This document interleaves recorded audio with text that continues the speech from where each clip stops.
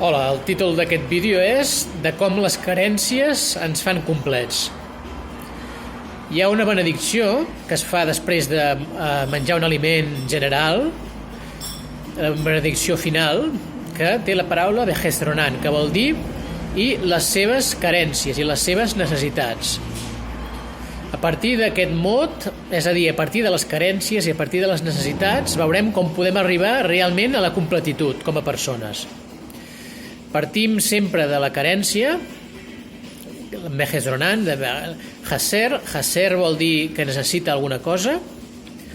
A partir d'aquí se'ns genera al nostre interior un desig de cobrir aquesta necessitat.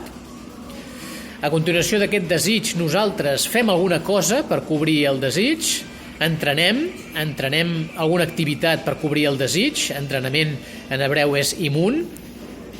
Aquesta pràctica d'aquest entrenament ens crea una confiança en hebreu és emun o també emunar, que és com una fe, és com una seguretat. Quan tenim aquesta seguretat refermada, això ens crea pròpiament una seguretat en si, que és bitajón.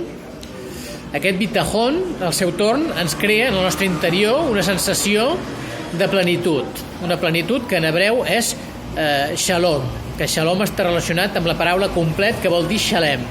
I per tant veiem com partint d'una necessitat, partint d'una carència, de haser, hem arribat a la plenitud, que és el shalom.